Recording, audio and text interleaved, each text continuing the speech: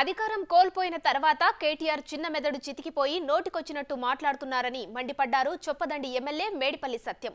అధికారం కోల్పోయిన ఫ్రస్ట్రేషన్లో ఏం మాట్లాడుతున్నారో ఆయనకే అర్థం కావడం లేదని విమర్శించారు. కేటీఆర్ మాటల వల్ల బీఆర్ఎస్ పార్టీ రోజురోజుకి దిగజారుతోందన్నారు సత్యం.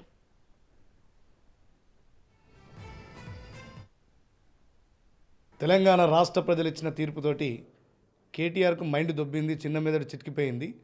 ఆయన అసలు ఏం మాట్లాడుతుండో ఫ్రస్ట్రేషన్లో కేటీఆర్కి అసలు ఏం అర్థమైతలేదు. ఇలా అధికారం కోల్పోయిన అక్కస్తోటి ఇలా కాంగ్రెస్ పార్టీ మీద, ముఖ్యమంత్రి గారి మీద, మంత్రుల మీద, ఎమ్మెల్యేల మీద చాలా తీవ్ర పదజాలంతో వాడుతున్నాడు. కేటీఆర్ ఇప్పటికైనా నువ్వు పిచ్చి పిచ్చి మాటలు, పిచ్చి పిచ్చి ప్రగల్భాలు పలకడం బంద్ చేయి. తెలంగాణ ప్రజలు ఇప్పటికే టీఆర్ఎస్ పార్టీకి కర్రుగాల్చి వాత పెట్టిండ్రు. మొన్న 39 సీట్లు ఇచ్చిండ్రు. ఈ పార్లమెంట్ ఎన్నికల్లో కానీ నిన్ను జీరోకు పరిమితం చేయబోతున్నారు.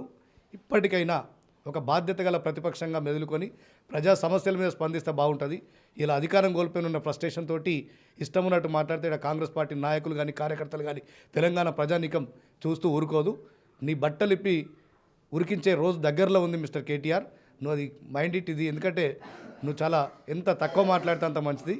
కనకం సింహాసనం మీద శునకం కూర్చుండబెట్టిన భావన కొద్దే